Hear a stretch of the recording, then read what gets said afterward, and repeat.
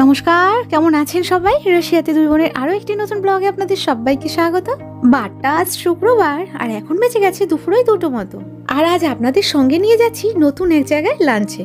আর এদিকে বাইরে আজকে এত বৃষ্টি, ওয়েদার এতটাই খারাপ যে বেরোতে বেরোতে অনেকটা লেট হয়ে গেল। আর এখন কাভিয়াংশকে আর আপনাদের সঙ্গে নিয়ে চলে এসেছি প্লসেদ ভস্তানিয়া মেট্রো স্টেশনে। আর এখান থেকেই লাইন চেঞ্জ করে আমরা যাব 4 নম্বর লাইন প্লসেদ আলেকজান্ডার নেভস্কিতে। আর এরপর কোথায় যাব সেটা একটু পরেই বলবো, তবে যেতে যেতে ভাবলাম আপনাদের সঙ্গে কিছু গুরুত্বপূর্ণ ইনফরমেশন শেয়ার করে নিই। যারা রাশিয়ার ওয়ার্ক পারমিট ভিসার জন্য অ্যাপ্লাই করছেন তাদের কিছু বিষয় আগে থেকে জেনে রাখা খুবই ভালো, না হলে রাশিয়াতে আসার আগে বা পরে অনেক ধরনের সমস্যায় পড়তে পারেন। যেমন ধরুন, শারীরিক কী সমস্যা থাকলে রাশিয়ার ওয়ার্ক পারমিট পাওয়া যায় না, বা পরবর্তীকালে ভিসার মেয়াদ বাড়ানো যায় না। আর সবথেকে বড় কথা হচ্ছে রাশিয়াতে কত ঘন্টা কাজ করতে হয়।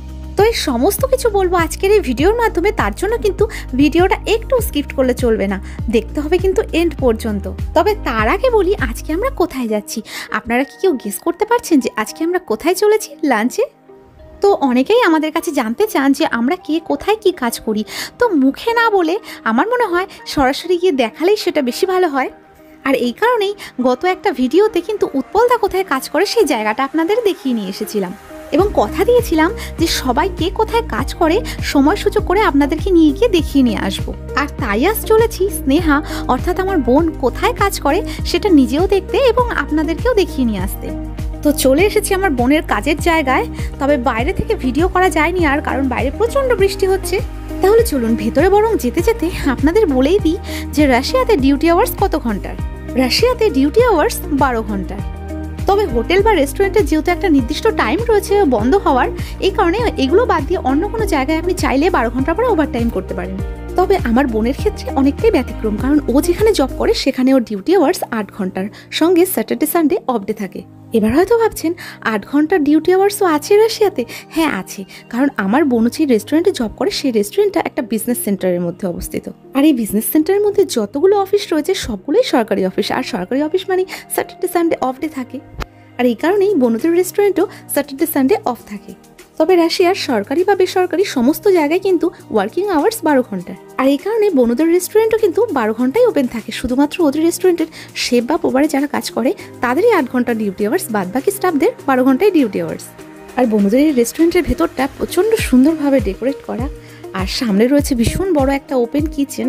তবে সামনে থেকে ভিডিও করা অ্যালাউ আছে কিনা আমি জানি না, এই কারণে দূর থেকে যতটুকু পারলাম আপনাদের সঙ্গে শেয়ার করার চেষ্টা করলাম।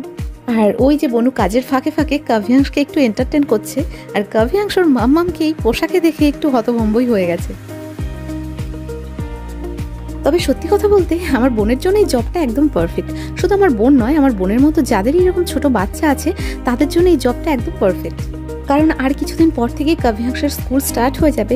ওর সকাল 7টা থেকে সন্ধ্যা 7টা পর্যন্ত স্কুলে থাকবে, আর এদিকে বোনের ডিউটি আওয়ার্স সকাল 8টা থেকে বিকাল 4টে পর্যন্ত। সুতরাং ডিউটিতে আসার আগে বাচ্চাকে স্কুলে ড্রপ করেও দিয়ে আসতে পারবে এবং বাড়ি ফিরে পরে গিয়ে বাচ্চাকে আবার স্কুল থেকে নিয়েও আসতে পারবে। কারণ আগে একটা ভিডিওতে বলেছিলাম রাশিয়াতে ছেলে বা মেয়ে কেউই কিন্তু বসে থাকে না, উভয়ই কাজ করে।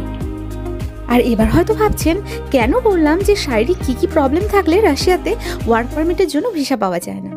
কোনো মানুষই কি বলতে পারবে যে আমি পুরোপুরি সুস্থ? আমাদের প্রত্যেকেরই ছোট বড় কোনো না কোনো সমস্যা থাকেই। তবে এই সব কিছুর মধ্যেও আমি এমন কিছু শারীরিক অসুবিধার কথা বলবো যেটা থাকলে কিন্তু কখনোই রাশিয়ার ওয়ার্ক পারমিটের জন্য ভিসা আপনি পাবেন না।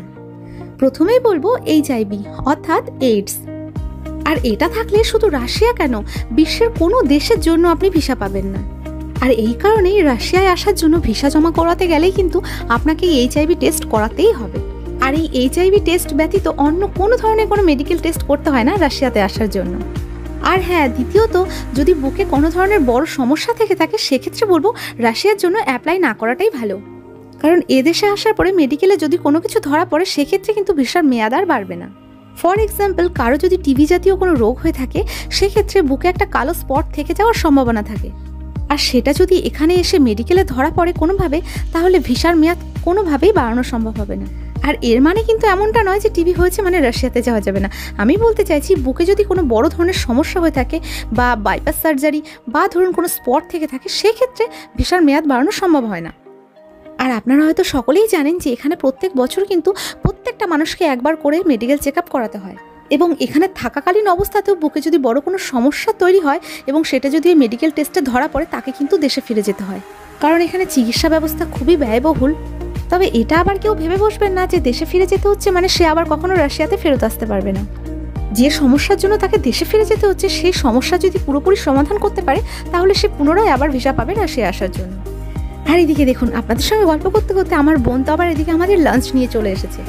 লাঞ্চে রয়েছে কার্তুস্কা পিউরে, অর্থাৎ এক কথায় boiled mash potato, boiled pasta, 2টো উজবেকি সামসা, চিকেন কাটলেট, সালাদ, স্যুপ, 2 রকমের সস আর ফ্রুট জুস। আর এটাই হচ্ছে আমার আর কাব্যাংশের আজকের লাঞ্চ। যেহেতু আমি আর কাব্যাংশ এসেছি এই কারণে বোনই নিজে খাবারটা নিয়ে এসেছে আমাদের জন্য, আর এখন গেছে কাব্যাংশের জন্য একটা চেয়ার আনতে, বেবি চেয়ার।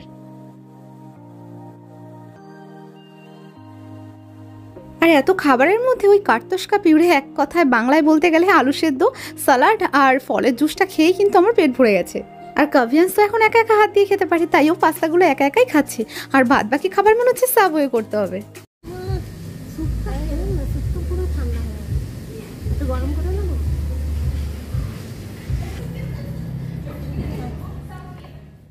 যেহেতু সমস্ত খাবার আর খেতে পারলাম না এই কারণে বোনু আমার খাবারগুলো প্যাক করেই দিল, আর কাব্যাংশকে নিয়ে এখন যাচ্ছে ওদের স্টাফ রুমে সবার সঙ্গে পরিচয় করাতে।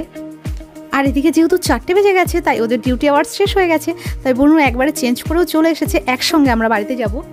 আর এখন বাইরের বৃষ্টিটা একটু কমেছে, তো ভাবছি বাইরে যাওয়ার সময় ওদের রেস্টুরেন্টটা বাইরে থেকে কেমন দেখতে সেটাও আপনাদেরকে দেখাবো, কারণ আসার সময় বৃষ্টির কারণে আমি আর ক্যামেরা অন করতে পারিনি। আর হ্যাঁ, যারা আমাদের কাছে জানতে চান যে ইউরোপের অন্যান্য কান্ট্রিগুলোতে 6 ঘন্টা 8 ঘন্টা বা খুব বেশি হলে 10 ঘন্টা ডিউটি, সেখানে রাশিয়াতে কেন 12 ঘন্টা ডিউটি আওয়ার্স, তো সত্যি কথা বলতে এটা আমার নিজেরও জানা নেই যে এটা কেন, কারণ এটাই রাশিয়ার রুলস। এখানে একজন রাশিয়ানকেও যেমন 12 ঘন্টা ডিউটি করতে হয়, একজন ফরেনারকেও 12 ঘন্টা ডিউটি করতে হয়। আর এই যে হচ্ছে রেস্টুরেন্টের বাইরের গেট আপটা, যেটা তখন বৃষ্টির কারণে দেখাতে পারিনি, তবে এখনও ছিটেফোঁটা বৃষ্টি পড়ছে। আর আগামী দিনে যারা রাশিয়াতে আসার জন্য আগ্রহী, আশা করছি আজকের ইনফরমেশনগুলো তাদের অনেক হেল্প করবে। আজকের ভিডিওটা আপনাদের কেমন লাগলো সেটা কমেন্টে জানাতে ভুলবেন না কিন্তু, আর যদি ভালো লেগে থাকে তাহলে লাইক আর শেয়ার করে দেবেন। আর সঙ্গে কে কোথা থেকে আমাদের ভিডিও দেখছেন সেটাও জানাতে ভুলবেন না কিন্তু, আপনাদের ধন্যবাদ জানাতে হবে তো। আর আমাদের ভিডিওগুলো যদি আপনাদের ইনফরমেটিভ লেগে থাকে আর চ্যানেলে যদি নতুন হয়ে থাকেন তাহলে কিন্তু অবশ্যই সাবস্ক্রাইব করতে হবে আমাদের চ্যানেল রাশিয়াতে দুই বোন। তাহলে দেখা হচ্ছে নেক্সট কোনো ব্লগে, ততক্ষণের জন্য ভালো থাকবেন, সুস্থ থাকবেন, টাটা।